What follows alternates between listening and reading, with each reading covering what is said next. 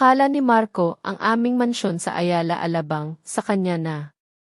Hindi niya alam, iyon ay mana ko pa mula sa aking mga magulang.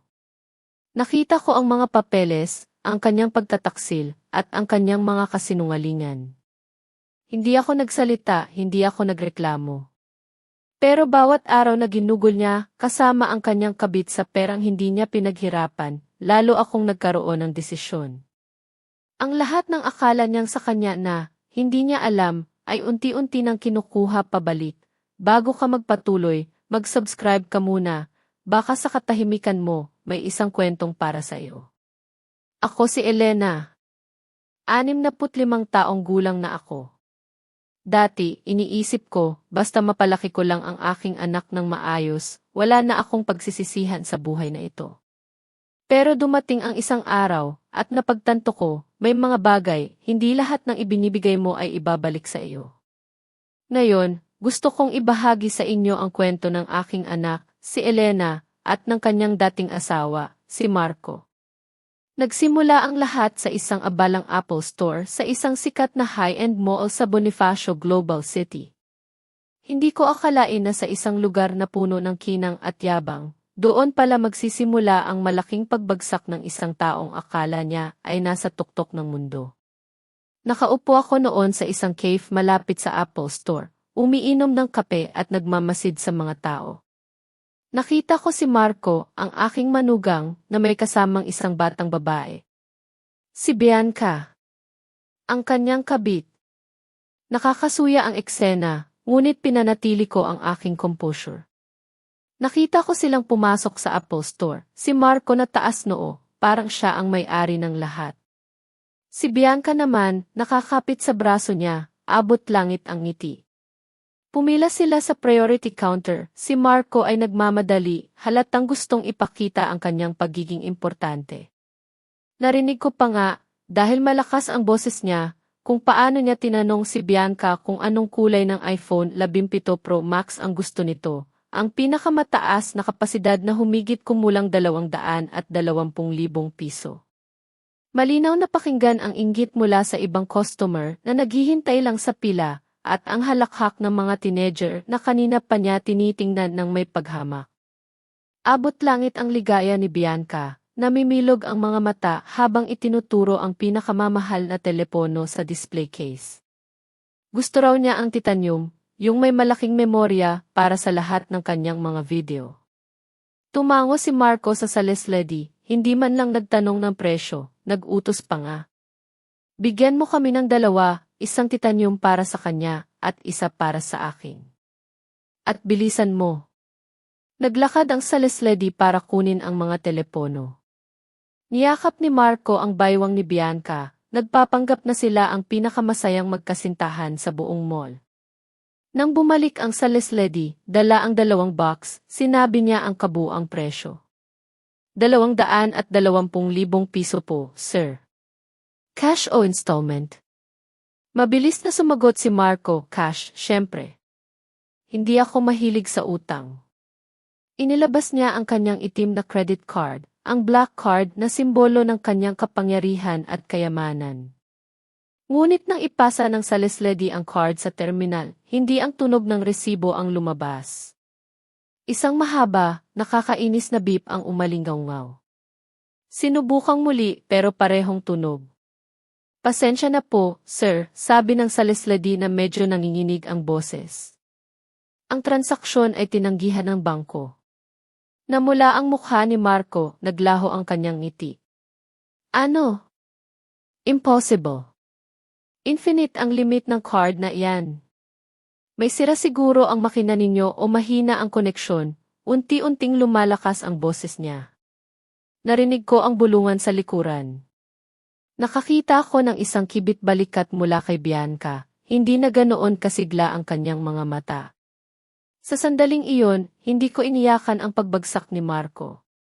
Sa katunayan, bahagya akong umiti habang tahimik na pinindot ang isang buton sa aking telepono. Ang black card na iyan, akin yan. Para maintindihan ninyo ang lahat, kailangan nating balikan ang simula. Sa araw ng kasal ng aking anak na si Elena, doon nagsimula ang lahat ng ito. Naaalala ko pa, napakaganda ni Elena sa kanyang puting baro, abot langit ang ngiti. Si Marco naman, ang manugang ko, ay ubod ng gwapo, maputi, matangkad, at napakahusay makipag-usap. Pinahanga niya ang lahat, mula sa aming mga kamag-anak hanggang sa mga kaibigan. Ngunit sa likod ng lahat ng kislap at tawanan, may kakaibang pakiramdam ako. Parang may mali, parang may nakatagong anino sa likod ng kanyang ngiti.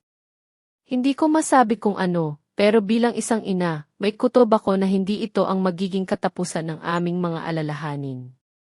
Si Marco, sabi niya noon, ay isang kisalisman na may malalaking pangarap, pero sa totoo lang, wala siyang substantial na ari-arian o matatag na pinansyal na basehan.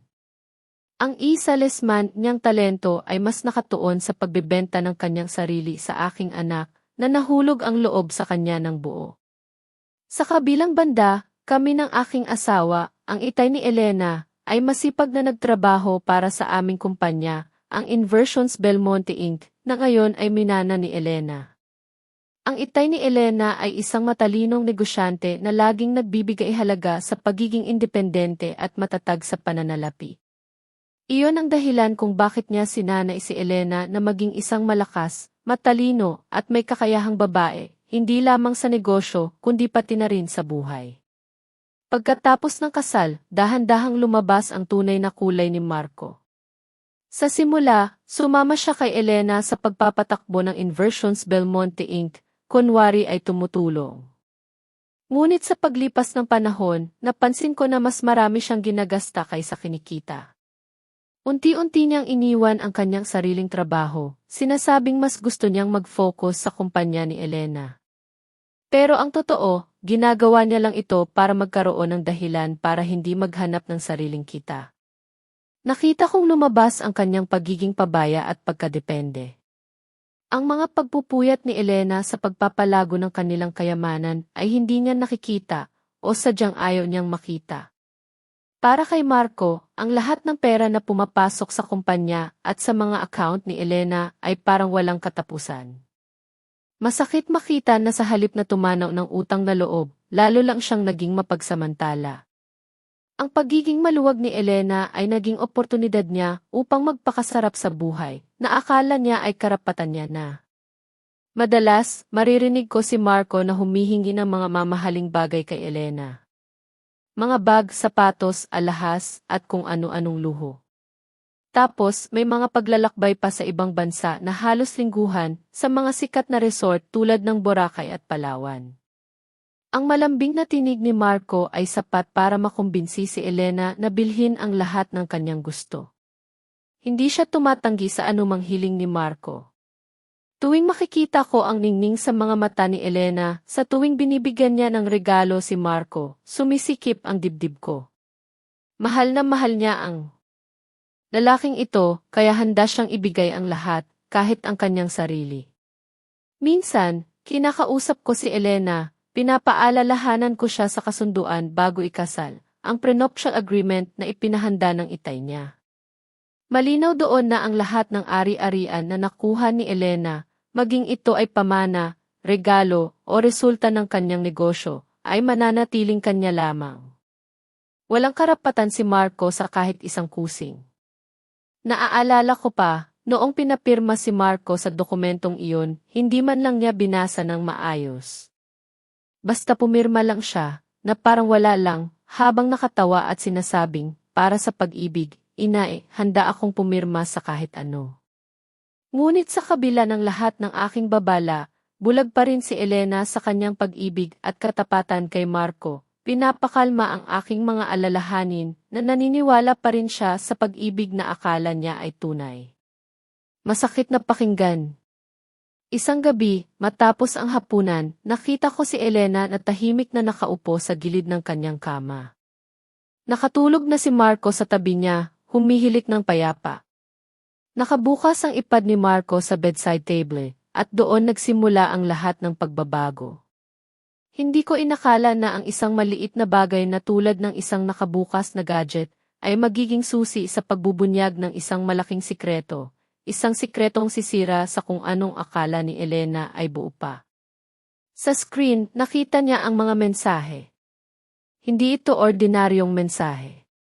Mula kay Bianca ko, may larawan ng boarding pass at reserbasyon sa isang mamahaling hotel sa Boracay. Hindi lang iyon, may kasama pang larawan ni Bianca, nakangiti, suot ang isang mamahaling bikini, sa tabi mismo ni Marco.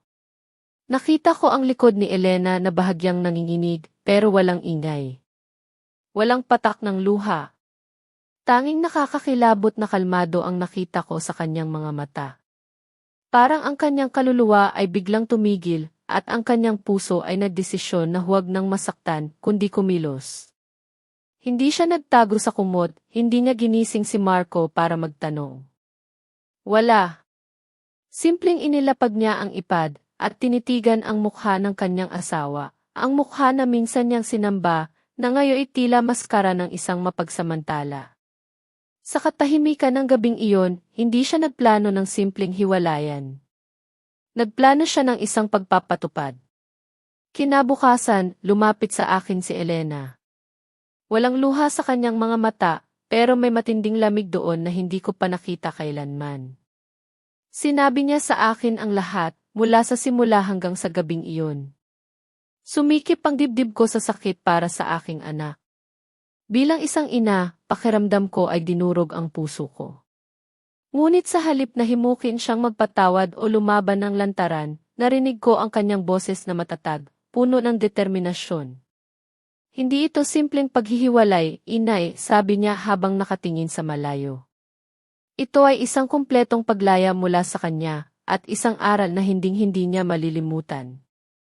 Alam kong mula sa sandaling iyon, hindi na ang aking Elena na mapagbigay at bulag sa pag-ibig ang kaharap ko.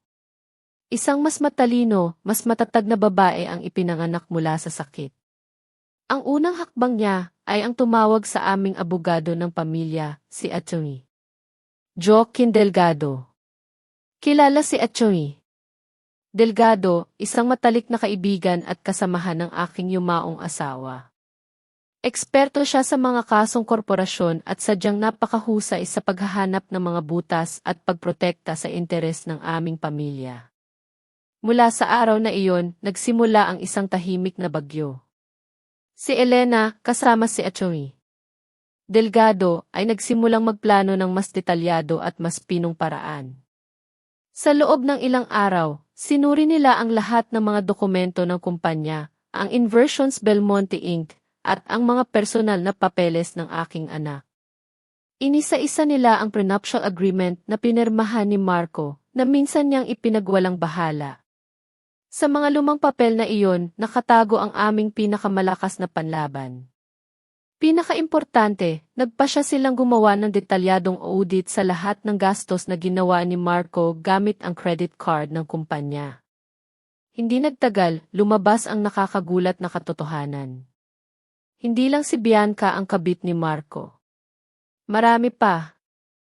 At ang bawat isa sa kanila ay binibilhan niya ng mamahaling regalo, gamit ang pera ng Inversions Belmonte Inc. Mga bag, alahas, at kung ano-anong luho. Ang kabuuang halaga ng pagnanakaw at pang-aabuso sa pera ng kumpanya ay umabot sa mahigit 30 milyong piso. Isang malaking halaga na nagpapatunay sa kanyang pagiging mapagsamantala. Ang nakatagong galit ni Elena ay nagmistulang isang malamig na apoy na nagtulak sa kanya na gawin ang isang kumpletong pagpapatupad ng kanyang plano, nang walang awa, ng sistematiko. Mga minamahal kong tagapakinig, ano kaya ang unang naramdaman ninyo kung kayo ang nasa posisyon ni Elena? Sa tingin ninyo, tama ba ang desisyon niyang magplano ng ganoon? Ibahagi ang inyong saloobin sa comment section sa ibaba, at huwag kalimutang mag-subscribe para sa susunod na bahagi ng kwento. Habang si Marco ay nagpapakasasa sa Boracay kasama si Bianca, hindi niya alam na ang kanyang marangyang buhay ay dahan-dahang ginigiba sa Metro Manila.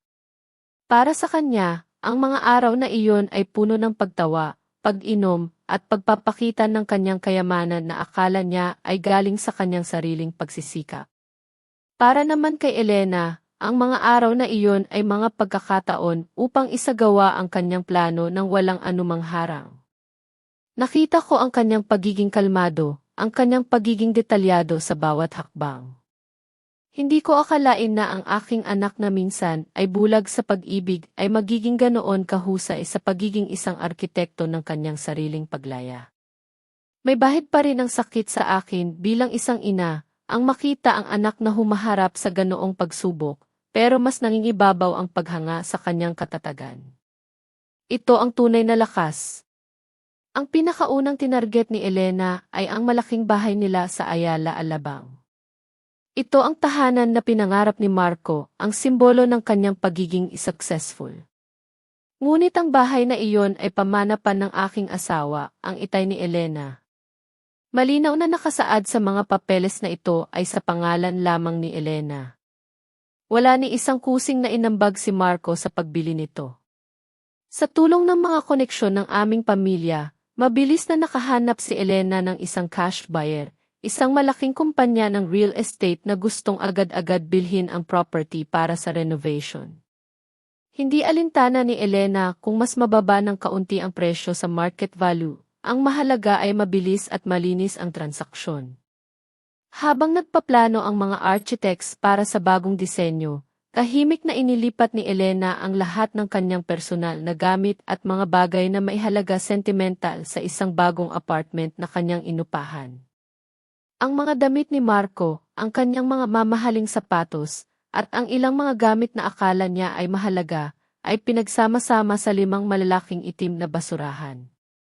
Ang ibang mamahaling gamit na binili gamit ang pera ni Elena ay ipinagbenta sa auction o idinonate sa charity. Ang mansion na akala ni Marco ay kanyang palasyo ay dahan-dahang naging isang walang laman na kabibi. Ang sumunod naman ay ang mamahaling sports car ni Marco. Isang pulang 2 pinto na kotse na laging ipinagyayabang ni Marco sa kanyang mga kaibigan.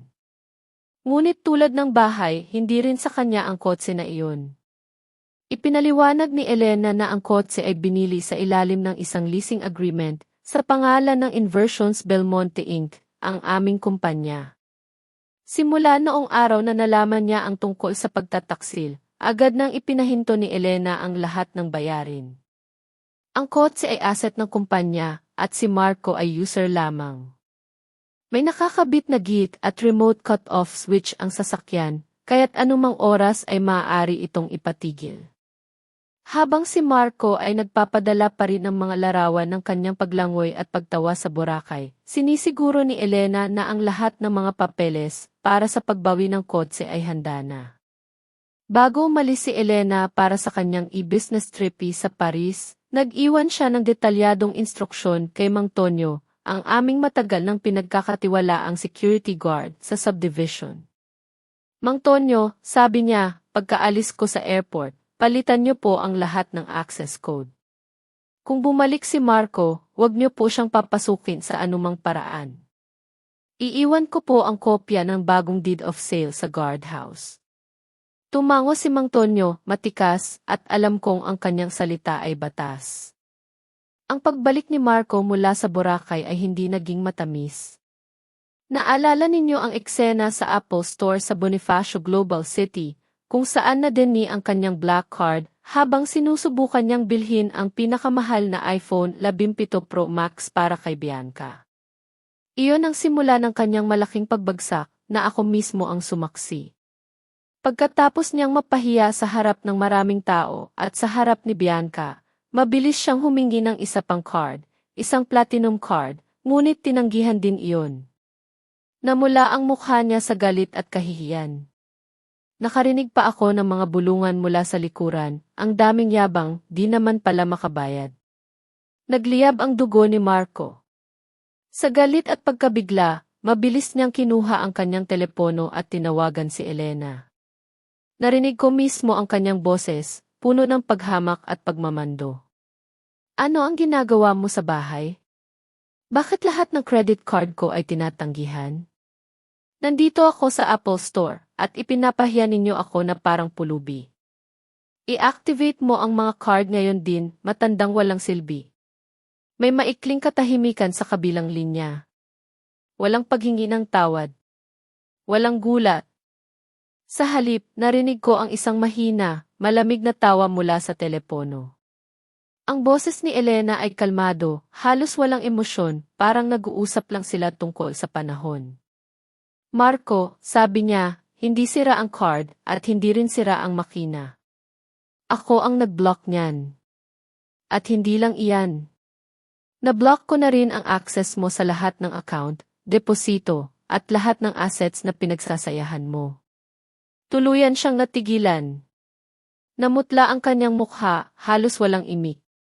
Sa tabi niya, si Bianca, ang kabit niya, ay bumulong na may galit, dami, paano nangyari yan? Sinabi mong walang limitasyon iyang card mo. Ang mukha ni Marco ay naging isang selyo ng pagkabigla at galit. Nagbanta pa siya, asawa mo ako. Akin din ang kayamanan mo. Tumawa si Elena, isang matalim na tawa. Nakalimutan mo na, Marco. Ayon sa ating prenuptial agreement, wala kang pag-aari. Pumasok ka sa aking bahay na walang dala at lalabas ka rin ng ganoon. At doon, pinutol niya ang tawag. Nagmaneho si Marco pabalik sa aming subdivision sa Ayala, Alabang. Ang pag-asa ay nakasulat pa rin sa kanyang mukha. Sigurado siyang makakabalik siya sa kanyang hipalasyo. Ngunit nang subukan niyang buksan ang gate, na karaniwan niyang ginagawa gamit ang fingerprint scanner, mabilis na umilaw ng pula ang indicator.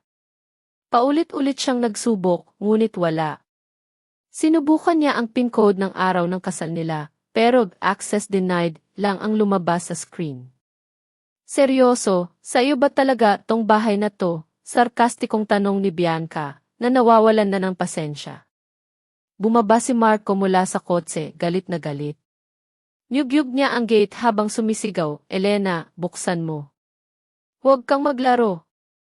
Buksan mo o sisirain ko to. Walang sumagot. Ang bahay ay madilim, parang walang nakatira. Lumabas si Mang Tonyo, ang security guard, dala ang isang clipboard at 5 malalaking itim na basurahan. Sir Marco, sabi ni Mang Tonyo, malumanay, hindi na po kayo makakapasok. Ang access niyo po ay tinanggal na. Iniabot niya kay Marco ang isang kopya ng deed of sale. Hindi na po ito ang bahay ninyo. Ipinagbili po ito ni Ma'am Elena noong nakaraang linggo. At ito po, itinuro niya ang mga basurahan, iniwan po ni Ma'am Elena ang mensahe. Lahat po ng personal ninyong gamit, ang mga damit, sapatos, at ilang bagay na binili niyo po sa sarili ninyong pera, ay narito. Ang iba po, na binili gamit ang pera ni Ma'am Elena, ay na-auction o idinonate na. Tinitigan ni Bianca ang mga basurahan na may pandidiri, talaga, hindi tayo makakapasok. Tanong niya, malamig ang tinig. Sumakay si Marco sa kotse, pilit isinisiksik ang mga basurahan sa maliit na trunk at sa likod ng upuan. Ang mamahaling leather interior ay napuno ng amoy ng luma at maruming damit. Galit na pinaharurot ni Marco ang kotse sa kalsada, sinisigaw na idedemanda niya si Elena. Ngunit hindi nagtagal ang kanyang galit. Sa gitna ng traffic sa EDSA, biglang kumurap ang dashboard. Nag-ilaw ang engine warning light. Sumunod ang paghinto ng air conditioning. Ang init, reklamo ni Bianca. Bago pa makasagot si Marco, bumigat ang manibela at nawalan ng reaksyon ang accelerator. Tumigil ang makina. Katahimikan. Dahan-dahang gumulong ang kotse hanggang sa tuluyang huminto sa gilid ng highway. Mula sa likuran, isang dilaw na tow truck na may kumukutitap na ilaw ang papalapit. Huminto ito sa harap mismo ng kotse ni Marco. 2 matikas na lalaki ang bumaba. Sir Marco, sabi ng isa, iniabot ang isang pulang folder. Kami po ay galing sa kumpanya ng leasing. May utos po kaming bawiin ang sasakyang ito. Nanlaki ang mga mata ni Marco. Leasing? Hindi. Binili ko to ng cash. Ngunit ipinakita ng lalaki ang mga papeles. Ang may-ari ay Inversions Belmonte Inc. 3 buwan ng atrasado sa bayad. At kinumpirma ni Ma'am Elena ang paghinto ng bayad. Activated na rin ang gihit at remote cut-off, kaya po huminto ang makina. Nanginginig ang mga binti ni Marco habang bumaba siya sa kanyang minamahal na kotse. Pinilit din si Bianca na bumaba. Dami, ano ba to? Sabi mo mayaman ka, pero lising lang pala ang kotse mo. Boses ni Bianca, puno ng paghamak. Walang nasabi si Marco. Habang kinakabit ang kotse sa tow truck, nakatayo si Marco sa gilid ng highway, napapalibutan ng mga itim na basurahan. Umalis ang tow truck, dala ang huling simbolo ng kanyang yaman. Naglakad palayo si Bianca, umorder ng sarili niyang Grab, iniwan si Marco na nag-iisa, sa gitna ng usok at alikabok ng EDSA, kasama ang kanyang mga basurahan. Napakasakit sa aking kalooban ang saksihan ang mga pangyayari sa kalsada. Iniwan si Marco sa gitna ng EDSA, ang pinakamataong lansangan sa Metro Manila, kasama ang kanyang mga basurahan. Ang mga sapatos niya na libo-libo ang halaga, na sanay lumakad sa marmo ng mga mall at sa makakapal na carpet ng opisina, ay hindi na makakayanan ang init at gaspang ng aspalto. Bawat hakbang ay parang tinutusok ng libu-libong karayom ang kanyang mga paa. Ang mga itim na basurahan na naglalaman ng kanyang kimamahaling damit ay naging pabigat, simbolo ng kanyang pagbagsak. Nakita ko ang pagtaas ng usok mula sa kalsada, ang ingay ng mga bus at truck, ang alikabok na dumidikit sa kanyang pawisan na mukha. Ito ang buhay na tinatamasa ng mga ordinaryong tao, ang buhay na kanyang minamaliit noon. Ngayon, siya na ang isa sa kanila. Naglakad si Marco ng walang direksyon, ang kanyang tiyan ay kumakalam sa gutom. Tumigil siya sa harap ng isang convenience store sa gasolinahan, ang malamig na simoy ng hangin na lumalabas mula sa pintuan ay parang paraiso. Pumasok siya, kumuha ng malamig na tubig at isang sandwich, at naglakad patungo sa counter ng may kumpiyansa. Ngunit bago pa siya makarating doon, bigla siyang natigilan. Ang katotohanan ay humampas sa kanya ng mas malakas pa kaysa sa tow truck. Wala siyang pambayad. Ang kanyang mga credit at debit card ay isa ng walang silbing plastic. Wala siyang pera. Ni piso. Sa loob ng maraming taon, ipinagyayabang niya ang kanyang cashless lifestyle, na kinukutya pa nga ang mga taong may dalang cash, tinatawag silang iluma at hindi praktikal. Ngayon, ang pamumuhay na iyon ang pumapatay sa kanya. Ibinalik niya ang tubig at sandwich sa estante na may malalim na kahihiyan. Umalis siya na nakayuko ang ulo, ang tiyan ay kumakalam. Hindi nawala ang pag-asa ni Marco. Sa gitna ng kanyang kawalan ng direksyon, naisipan niyang tawagan ang mga taong minsan niyang ipinagyayabang, ang kanyang mga kaibigan sa alta sosyedad. Kinuha niya ang kanyang telepono na halos ubos na ang baterya. Unang tinawagan niya si Eduardo, ang kanyang kagolf. "Hello, Eduardo," sabi ni Marco, pilit na pinapakalma ang boses, bagamat halatang nanginginig ito. "May maliit akong problema, naiwan ko ang wallet ko sa bahay, at nasa talyer ang kotse ko. Maaari mo bang pahiramin ako ng pera o patulugin mo muna ako sa apartment mo ngayong gabi?" May maikling katahimikan at pagkatapos ay isang mapanuyang tawa. "Marco, napanood ko na ang video sa social media. Napakalat, di ba? Lumabas na ang totoo, na ikaw pala ay isang parasito lamang ng asawa mo. Pasensya na, Marco, pero ipinagbawal sa akin ng asawa ko na makipag-ugnayan sa mga manluloko. Huwag mo na akong tawagan." Pinutol ni Eduardo ang tawag. Nag-init ang dugo ni Marco.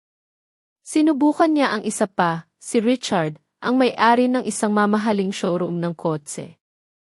Ring. Ring. Walang sumagot. Sinubukan niya ulit. Voicemail. Binlock na siya. Naramdaman ni Marco na ang mga kaibigan na minsan niyang ipinagyayabang ay unti-unting lumalayo, na parang mga anino na nagtatago sa dilim. Ayaw nilang masangkot sa anumang gulo, lalo na kung ang kalaban ay si Elena, ang babaeng may malaking impluwensya sa kanilang mundo. Ang gabi ay lumalalim at ang mga kalye ay nagsimulang maging tahimik. Naglakad si Marco ng walang patutunguhan hanggang sa hindi na niya kaya.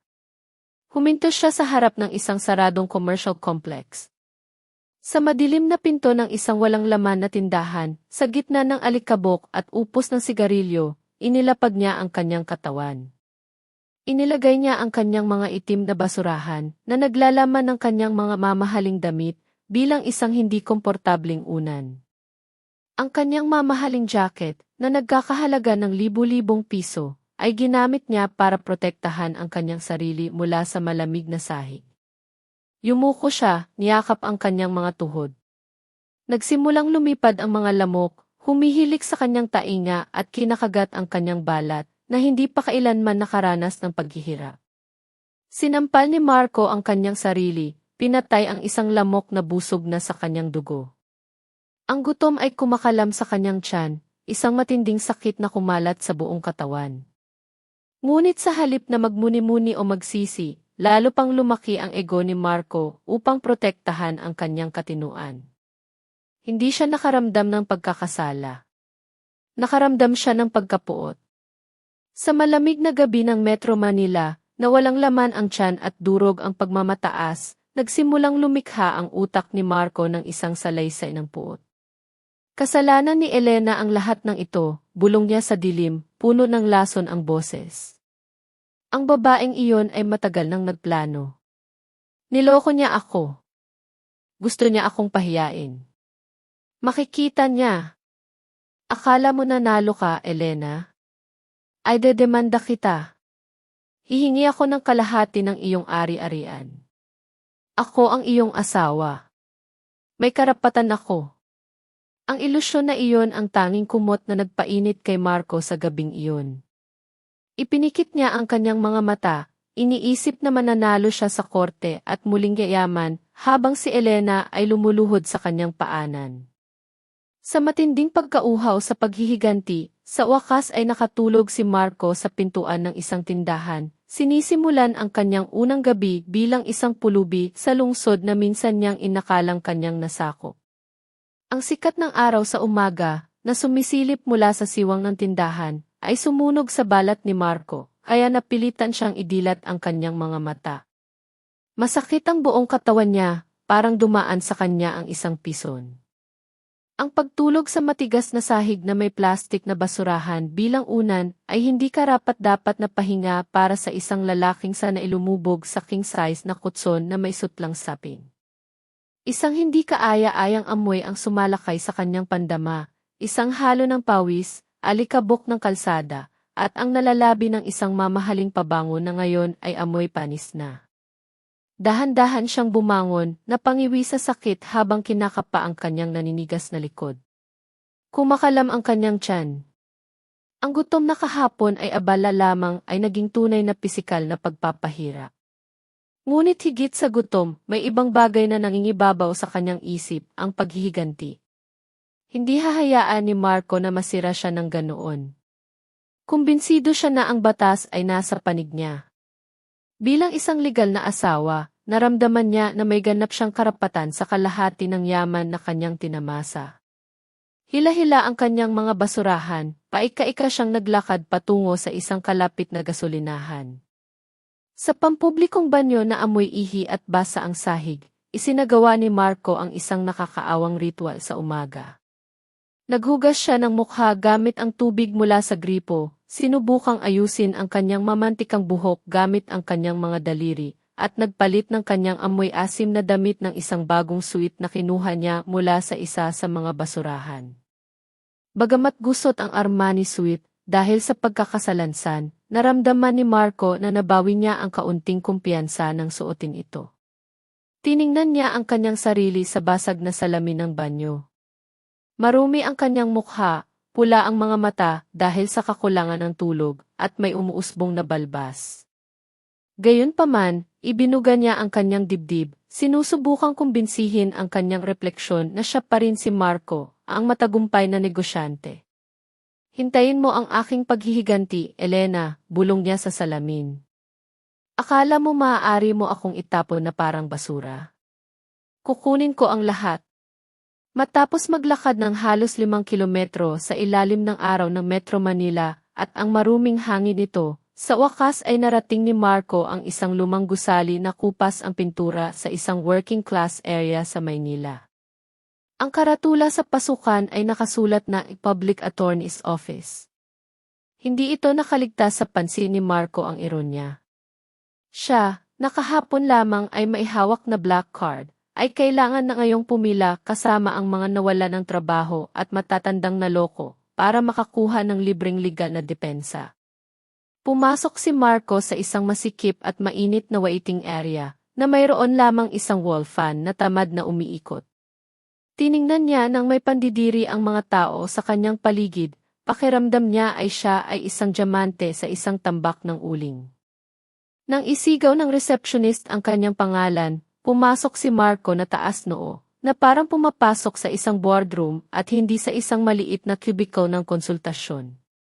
Sa loob, isang batang abogado, marahil ay bagong graduate, ay nakaupo sa likod ng isang kahoy na desk na puno ng mga papeles. Siya si Attorney Carlo. Ayon sa identification card na nakasabit sa kanyang lig, tila medyo nagulat si Attorney Carlo nang makita ang hitsura ni Marco, isang lalaking may gusot na branded suit, na amoy pawis, ngunit kumikilos na parang isang magnate. Umupo po kayo, sir. Paano po kami makakatulong? Tanong ni Attorney Carlo nang magalang. Pailing-iling akong tinitignan ang tanawin. Bumagsak si Marco sa plastik na silya sa harap ni Attorney Carlo at ipinatong ang kanyang mga kamay sa mesa nang may tono ng pananakot. Gusto kong idemanda ang asawa ko. Malaking kaso ito. Pag-iwan sa tahanan at iligal na pagkuha ng ari-arian. Gusto ko siyang makulong at mabawi ang akin. Kumunot ang noo ni Attorney Carlo at kumuha ng ballpen at papel. Maaari po bang isalaysay ninyo ang mga pangyayari, sir? Pinalayas niya ako sa bahay. Hindi lang niya ako pinalayas, matinding pagputol ni Marco. Binlock niya ang lahat ng aking financial access ng unilateral habang ako ay nasa business trip. Pinalitan niya ang mga lock ng aming mansion, ipinagbili ang mga ari-arian ng walang kaalaman ko, at iniwan niya ako sa kalye ng walang pera. At kasal pa rin kami. Ito ay isang malinaw na paglabag sa batas, di ba? Pag-iwan sa tahanan. Sinadya ni Marco nakalimutan ang bahagi tungkol sa kanyang pagtataksil, at ang katotohanan na ang mga ari-arian ay pamana ni Elena. Sa nakakabaliw na salaysay na kanyang binuo sa kanyang isip, siya ang biktima ng kalupitan ng isang asawang walang puso. Ang mga ari-arian na inyong tinutukoy ay nakuha sa panahon ng inyong kasal. Mayroon po bang prenuptial agreement? Tanong ni Attorney Carlo nang maingat, sinusubukang paghiwalayin ang katotohanan mula sa labis na emosyon ng kanyang kliyente. Huminga ng malalim si Marco. Siyempre, sa panahon ng kasal. 10 taon na kaming kasal. Ang lahat ng kayamanan na iyon ay bunga ng aming pagsasama. Sinusuportahan ko siya. Binigyan ko siya ng social status sa pagiging asawa ko. Tungkol naman sa prenuptial agreement, tumahimik sandali si Marco, naaalala ang makapal na dokumento na minsan niyang pinirmahan nang hindi binabasa. Masyadong abala, iniisip ang pera ni Elena. Iyon ay isang formality lamang. Hindi iyon maaaring ipatupad kung ang asawa ay iniiwan ng ganito. Dapat mayroong puso ang batas, di ba? Yumuko si Marco, nakatingin ng matalim sa batang abogado. Makinig ka, Carlo. Ang yaman ng asawa ko ay bilyon-bilyon. Isang mansion sa Ayala Alabang, mga sports car, bank deposits. Hihingi ako ng 50%. Kalahati niyon ay akin sa batas. Kung mananalo ka sa kasong ito, bibigyan kita ng porsyento ng aking bahagi. Iyon ay milyon-milyong piso, bata, mas malaki pa sa kinikita mo sa tagong opisina na ito. Ang kumpiyansa ni Marco ay napakataas, kaya hindi niya napansin kung gaano kakahiyang pakinggan ang kanyang alok mula sa isang lalaking hindi makabili ng isang bote ng tubig. Pakiramdam niya ay nasa isang high-level negotiation siya. Para sa kanya, ang batas ay isang kasangkapan lamang para pigaan si Elena. Gusto kong isampa ang kaso ngayon din, sabi niya. Demanda para sa settlement of conjugal properties at criminal complaint for coercion. Pasisihin mo siya sa paglalaro ng apoy kay Marco, utos ni Marco, ipinukpok ang kanyang daliri sa mesa na parang nagdidikta sa kanyang personal na sekretarya. Bumuntong hininga ng malalim si Atty. Carlo, tinitingnan ng may awa ang lalaking nasa harap niya, na malinaw na nabubuhay sa isang estado ng pagtanggi. Gayunpaman, bilang bahagi ng pamamaraan, isinulat niya ang lahat ng sinabi ni Marco. Sa mga mata ni Marco, ang mga tala na iyon ang kanyang tiket sa tagumpay. Ngumiti siya ng palihim, iniisip ang maputlang mukha ni Elena sa pagtanggap ng subwena ng korte. Hindi niya alam na hinuhukay niya ang kanyang sariling libingan. Ang maliit na silid ng Public Attorney's Office ay lalong naging masikip nang bumukas ang pangunahing pinto. Hindi si Elena ang lumitaw. Gaya ng inisip ni Marco sa kanyang pantasya ng tagumpay, sa halip na makita ang kanyang asawa na dumating na namamaga ang mukha sa pag-iyak, humihingi ng tawad, nakita ni Marco ang isang nasa edad na lalaki na may malinis na itim na suit. Kumikinang na sapatos na balat, at isang briefcase na gawa sa balat ng buwaya, na ang presyo ay marahil katumbas ng pagpapagawa ng buong gusali. Isang mamahalin at nakakatakot na amoy ng kahoy at pampalasa ang bumaha sa silid, na tinalo ang amoy ng amag at pawis na nangingibabaw hanggang noon. Si Atty. Carlo, ang batang abogado na tumutulong kay Marco, ay otomatikong tumayo ng may bahagyang paggalang. Nakilala niya ang figurang iyon. Atty. Joaquin Delgado, bulong ni Atty. Carlo na hindi makapaniwala. Sino ba naman ang hindi nakakakilala sa sikat na abogado na dalubhasa sa malalaking kasong korporasyon na ang oras-oras na bayad ay sinisingil sa dayuhang pera? Si Marco, na hindi kilala kung sino ang lalaking iyon, ngunit nakaramdam ng pagbabanta mula sa kanyang aura ng kapangyarihan, ay nanatiling nakaupo ng may kayabangan. Ikinrus niya ang kanyang mga braso, sinusubukang itago ang mga mansa ng pawis sa kanyang damit. Nasaan si Elena? Bakit siya nagpadala ng utusan? Gusto ko siyang makausap ng direkta. Hindi isang mensahero. Matinding sinabi ni Marco. Hindi ngumiti ang lalaking nagngangalang Delgado. Tiningnan niya si Marco nang mailamig ng isang siyentipiko na nagmamasid ng bakterya sa ilalim ng mikroskopyo. Nang hindi nag-aaksaya ng oras sa mga formalidad o pakikipagkamay, umupo si Atty. Delgado sa plastik na silya sa harap ni Marco, binuksan ang kanyang briefcase, at kumuha ng isang makapal na dark blue na folder. Walang oras si Ginang Elena para sa iyong mga delusyon, Ginoong Marco, malamig na sabi ni Atty. Delgado. Nandito ako upang bigyan ka ng dalawang simpleng opsyon. Umatras at mawala o magpatuloy at mabulok sa bilangguan. Huwag mo akong takutin, sigaw ni Marco, ipinukpok ang mesa na nagpatalon kay Atty. Carlo. Alam ko ang aking mga karapatan, mga conjugal property. Kalahati ng yaman ni Elena ay akin. 10 taon na kaming kasal. Bumuntong hininga si Atty. Delgado na parang naiinip sa pakikinig sa argumentong iyon. Sa isang eleganteng kilos, ipinasa niya ang unang pahina ng folder sa harap ni Marco. Unang katotohanan, pakibasa. Ito ay isang kopya ng prenuptial agreement na pinirmahan mo 10 taon na ang nakakaraan, 3 araw bago ang kasal. Ikinurap ni Marco ang kanyang mga mata upang basahin ang dokumento.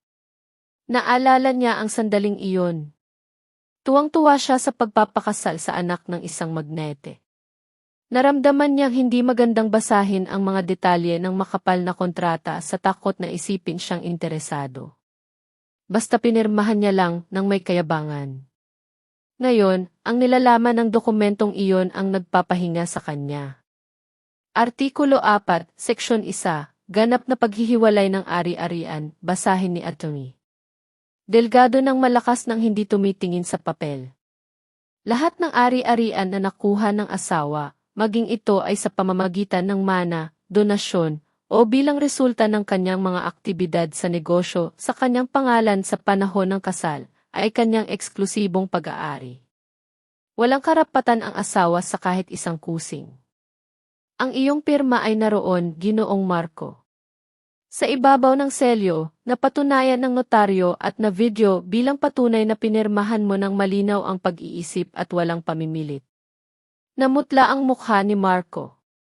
Pero nagtrabaho ako, tinulungan ko siya. May karapatan ako sa kabayaran. Tumulong. Tumawa ng mapanukso si Atty. Delgado at kumuha ng pangalawang pahina. Pangalawang katotohanan. Sinuri namin ang lahat ng financial flows. Sa loob ng 10 taon, naglipat si Ginang Elena ng buwanang allowance sa iyong personal na account na may mga konsepto tulad ng sweldo ng empleyado o spousal allowance. Sa legal na paraan, pinapatunayan nito na ang iyong posisyon ay hindi ng isang kasosyo, kundi ng isang subordinate o isang pabigat na binibigyan ng sweldo. Hindi ka bumuo ng anumang yaman. Nasiyahan ka lang sa mga pasilidad. Nakabuka ang bibig ni Marco. Hindi niya kailanman napansin ang mga detalye ng mga konsepto ng paglilipa. Ang mahalaga lamang sa kanya ay ang malalaking numero. Lumabas na inasahan na ni Elena ang araw na ito mula pa sa unang sandali ng kanilang kasal. Ang katalinuhan ng kanyang asawa, na lagi niyang itinuturing na boring, ay sa totoo lang isang tahimik at nakamamatay na bitag. Iyan ay manipulasyon, sigaw ni Marco. Nagsimulang lumamig ang pawis sa kanyang likod. Ipagpapatuloy ko ang demanda. May konsensya ang mga korte. Sige, hamon ni Atty. Delgado ng kalmado. Pagkatapos ay kinuha niya ang huling serye ng mga dokumento. Mataas na kalidad na mga larawan ni Marco at Bianca sa mga hotel. Mga larawan ni Marco kasama ang ibang babae mula sa mga nakaraang taon. Mga screenshot ng mga pag-uusap ni Marco sa iba't ibang babae at mga bank statements ng credit card ng Inversions Belmonte Inc. na ginamit ni Marco para bilhan ng mamahaling bag ang kanyang mga kabit. Ikatlong katotohanan. Ang boses ni Atty. Delgado ay naging isang tunay na banta. Kung maglakas loob kang isampa ang demanda na iyan, sa sandaling iyon ay magsasampa kami ng kontrademanda para sa dalawang krimen. Una, paglustay ng ari-arian ayon sa Kodigo Penal. Higit pa sa sapat ang mga ebidensya.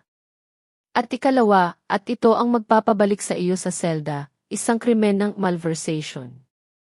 Ginamit mo ang credit card ng kumpanya, ang Inversions Belmonte Inc., para sa personal at immoral na layunin. Ang kabuang pagkalugi para sa kumpanya ay umabot sa mahigit 30 milyong piso. Ang parusa ay hanggang 6 na taon sa bilangguan. Nanahimik ang silid. Dahan-dahang inilayon ni Atty. Carlo ang kanyang kamay mula sa mesa at isinara ang kanyang notebook. Alam niyang talo ang kaso bago pa man magsimula. Ginoong Marco, sa mga ebidensya na ito, ang payo ko bilang iyong abogado ay umatras tayo. Ang iyong posisyon ay napakahina, bulong ni Atty. Carlo. Nanginginig ng husto si Marco. Ang lahat ng kanyang katapangan at kayabangan ay gumuho, naging abo sa harap ng mga papel na iyon. Napagtanto niya na hindi siya humaharap sa isang mahinang asawa, humaharap siya sa isang pader ng semento na binuo ng may katalinuhan at maingat na paghahanda sa loob ng maraming taon. Pagkatapos, isinara ni Atty. Delgado ang makapal na folder nang may malakas na tunog na umalingaw sa silid. Yumuko siya, nakatingin ng matalim sa takot na mga mata ni Marco. Ano ang iyong pipiliin? Pirmahan mo ang deklarasyon na ito ng pagtalikod sa lahat ng iyong karapatan at ang petisyon na ito ng paghingi ng tawad. Pagkatapos ay umalis ka sa Metro Manila at huwag ka nang magpakita sa harap ni Ginang Elena. O tatawag ako sa pulis ngayon din para hulihin ka dito. Sumikip ang lalamunan ni Marco. Ang imahe ng mga rehas ng bilangguan at isang kahila-hilakbot na buhay sa bilangguan ay dumaan sa kanyang isip. Wala siyang pera, wala siyang kaibigan, at ngayon ay napagtanto niya na wala siyang kinabukasan kung haharapin niya si Elena. Nang may kamay na nanginginig ng husto, kinuha ni Marco ang ballpen na inaalok ni Atty. Delgado. Wala nang sigaw. Walang sumpa. Sa masakit na katahimikan, pinirmahan ni Marco ang dokumento ng kanyang pagkatalo. Nawala na niya ang lahat, hindi dahil ninakaw ito sa kanya, kundi dahil masyado siyang tanga para mapagtanto na siya ay isang pasahero lamang sa marangyang barko ng ibang tao. Kinuha ni Atty. Delgado ang papel, inilagay sa kanyang briefcase, tumayo at inayos ang kanyang suit.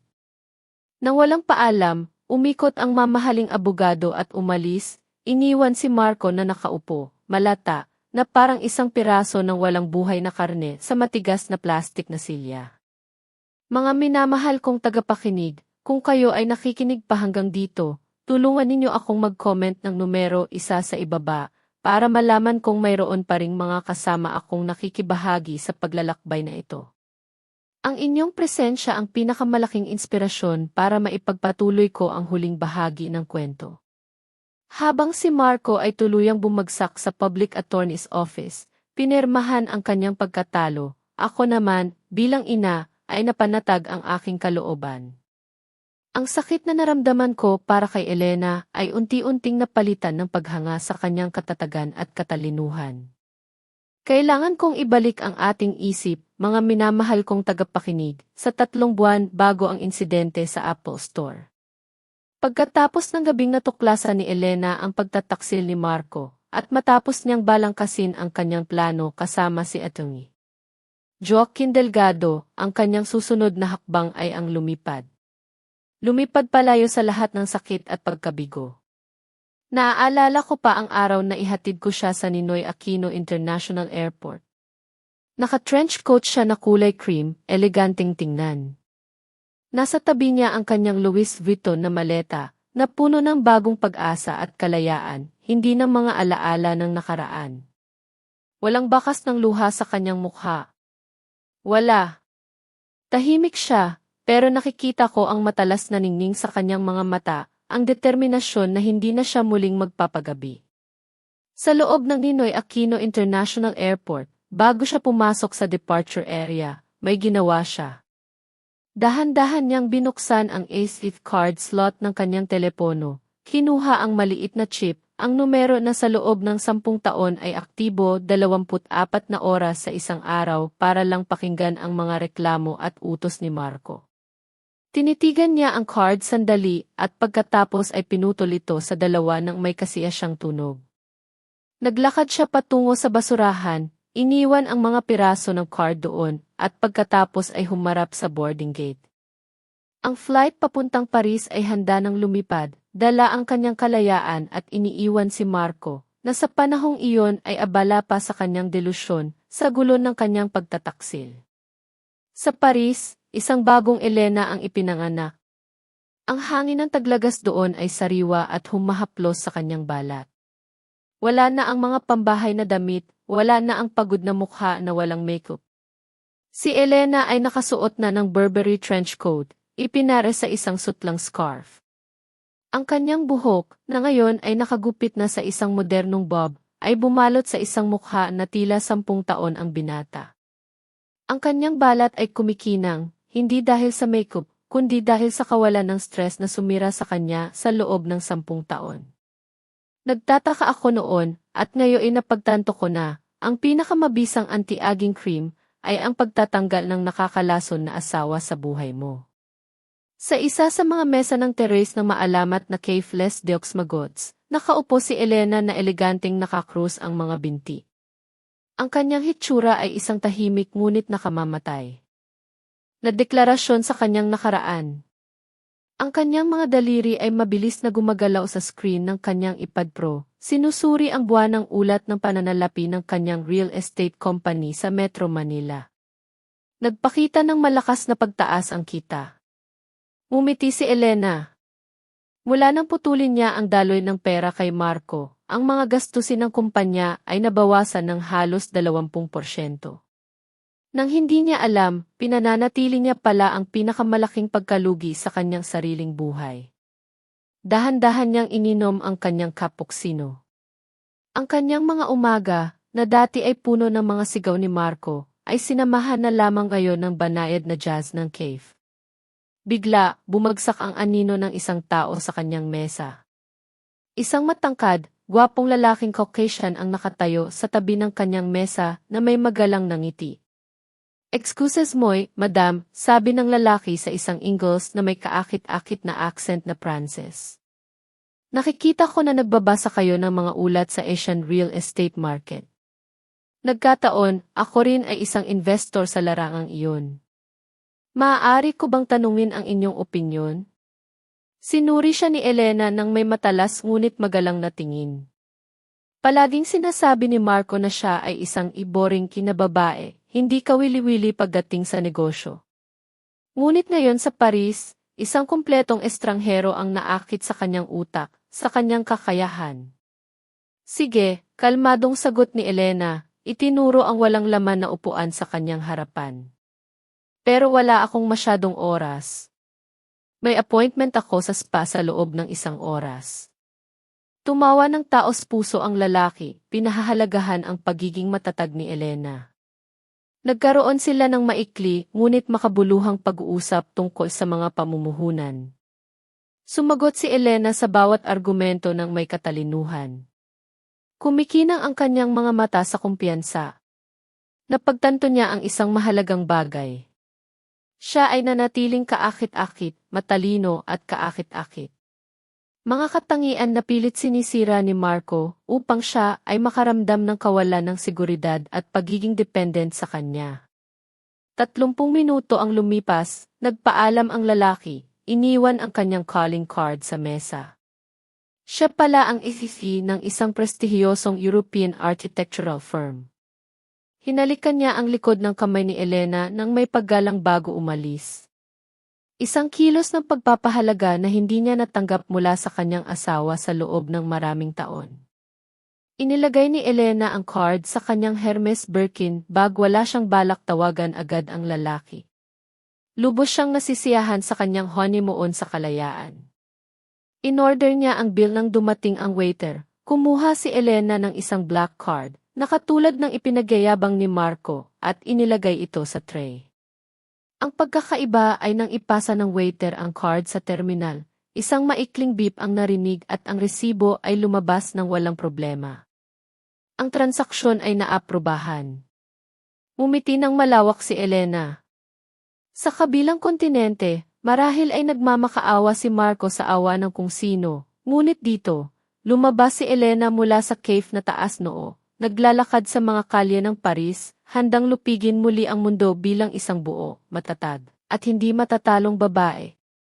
3 buwan matapos ang lahat ng pangyayari, matapos siyang pirmahin ang kanyang pagkatalo sa harap ni Atty. Joaquin Delgado, si Marco ay nagmistulang anino na lamang ng kanyang dating sarili. Ang dating mayabang na manugang ko na laging nakasuot ng branded na damit at nagmamaneho ng mamahaling sasakyan, ngayon ay nakakalat sa likuran ng isang bar sa labas ng Metro Manila. Ito ay isang bar na puno ng amoy ng pritong pagkain at luma na mantika. Sa isang madilim at mamasa-masang sulok, isang payat na lalaki na nakasuot ng luma at maluwag na t-shirt ang nakaupo, naghuhugas ng bundok ng maruruming plato. Si Marco. Ang mga kamay na dati ihumahawak lang sa manibela ng sports car o sa kristal na baso ng alak, ngayon ay gusot at magaspang na sa pagkakababad sa tubig at murang sabon, 10 oras sa isang araw. "Hoy, Marco, huwag kang tatanga-tanga dyan. Marami pang plato, naghihintay ang mga customer." Sigaw ng may-ari ng bar, isang matandang masungit na nagpabalik kay Marco sa realidad. Napatalon si Marco, "Opo, sir, pasensya na po, sir," bulong niya, pinabilis ang kanyang paggalaw. Wala na ang kanyang kayabangan. Wala na ang kanyang taas noo. Ang buhay sa lansangan sa loob ng nakaraang 3 buwan ay tuluyang nagpunit sa kanyang ego. Wala siyang titulo. Wala siyang tunay na karanasan sa trabaho. Naghuhugas ng plato ang tanging paraan para hindi siya mamatay sa gutom. Madaling araw, 1:00 ng umaga, nagsara na ang bar. Sumandal si Marco sa isang poste ng ilaw, hindi pinapansin ang amoy ng nabubulok na basura mula sa malapit na kanal. Ang kanyang nanginginig na kamay ay kumuha mula sa kanyang bulsa ng kanyang tanging kayamanan, ang kanyang smartphone na basag ang screen. Kahit basag, gumagana pa rin ito. Kumonekta si Marco sa libreng wifi ng tindahan sa tapat. Ang kanyang dating ugali ay hindi nawala. Ang kanyang pagiging usisero sa buhay ni Elena ay nanatiling lason na kanyang iniinom tuwing gabi. May maliit na bahagi pa rin ng kanyang sarili na umaasa na si Elena ay naghihirap, na nami-miss siya. Binuksan niya ang Instagram. Public ang account ni Elena. Ang huling post ay na-upload 5 minuto pa lamang ang nakalipas. Nanatili ang mga mata ni Marco. Huminto ang kanyang paghinga. Sa basag na screen ng kanyang telepono, lumitaw ang isang nakasisilaw na larawan ni Elena. Sa likuran, ang Eiffel Tower na iluminado sa gabi. Ngunit hindi ang tower ang sentro, kundi si Elena. Nakasuot siya ng isang eleganteng red silk evening gown na bumalot sa kanyang balingkinitan at malusog na katawan. Nakatingin siya sa kamera na may nagniningning na ngiti, isang ngiti na hindi pa nakita ni Marco sa loob ng 10 taon ng kanilang kasal. Hindi ito ang magalang na ngiti ng isang masunuring asawa, kundi ang ngiti ng isang malayang babae. Isinuklay ni Marco ang larawan. Si Elena ay kumikinang, nagniningning, mukhang mas bata. Sa kanyang kamay, may hawak. Sa pagtatapos ng kwentong ito, mga minamahal kong tagapakinig, nais kong ibahagi sa inyo ang mga aral na natutunan ko mula sa buhay ng aking anak na si Elena at maging sa kapalarang sinapit ni Marco. Ito ay mga aral na sana ay maging gabay natin sa ating sariling buhay. Unang aral, para sa ating mga magulang. Bilang mga magulang, madalas tayong bulag sa pag-ibig sa ating mga anak. Ibinibigay natin ang lahat, umaasa na ito ay sapat upang sila ay maging masaya at matagumpay. Ngunit may hangganan ang pagpapakasakit na walang kapalit. Ang pagkontrol sa pangalan ng pagmamahal ay maaaring magpalaki ng mga anak na hindi responsable o mas masahol pa, mga manugang na tulad ni Marco. Kailangan nating maging matalino sa ating pagmamahal. Ang pag-unawa at paggalang ang tanging pundasyon para mapanatili ang isang pamilya. Hindi ang pera, hindi ang materyal na bagay. Ang pagpapalaki sa kanila na maging independyente, may prinsipyo, at may kakayahang tumayo sa sarili nilang mga paa, iyon ang tunay na pamana. Hindi ang yaman na madaling maubos. Pangalawang aral, para naman sa mga anak, o sa mga taong tumatanggap ng biyaya, ang kwento ni Marco ay isang malinaw na pagpapakita ng halaga ng pasasalamat, responsibilidad, at kung paano sirain ang pagiging makasarili ang pinakamagagandang bagay. Nakita natin kung paano niya sinayang ang pagmamahal at tiwala ni Elena, at kung paano niya inabuso ang lahat ng kabutihan na ipinagkaloob sa kanya. Walang sinuman ang may karapatang ituring ang pagmamahal ng magulang, o ng sinuman, bilang isang bagay na tiyak at madaling makuha. May hangganan ang bawat kabutihan. Ang tunay na yaman ay hindi ang dami ng pera sa bangko, kundi ang integridad ng isang tao, ang kanyang kakayahang maging tapat, at ang kanyang kakayahang tumanaw ng utang na loob. Ang pagiging makasarili ay isang sakit na unti-unting sisira sa lahat ng iyong magandang relasyon, sa lahat ng iyong oportunidad, at sa huli, sa iyong sarili. Pangatlong aral, tungkol sa tunay na kalikasan ng tao sa modernong mundo, ang linyang naghihiwalay sa ikatarungan at paghihiganti, sa katahimikan at pagkilos ay napakakitid. Ang kabutihan ay maihalaga lamang kung ito ay inilagay sa tamang lugar.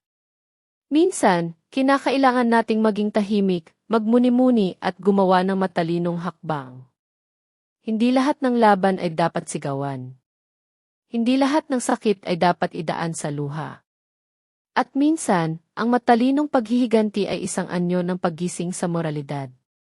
Upang ipakita sa isang tao na kung wala ka, wala siyang ganap na anuman. Ang pagpapanatili ng iyong dignidad, ang pagpili na lumayo sa isang toxic na relasyon, ay hindi pagiging mahina. Ito ay pagiging matalino. Ito ay pagpapakita ng lakas na hindi kayang bilhin ng anumang halaga ng pera. Sa Paris, si Elena ay patuloy na nagtatrabaho, ngunit ngayon ay may ngiti na sa kanyang labi. Ipinikit niya ang Instagram nang hindi binabasa ang mga komento.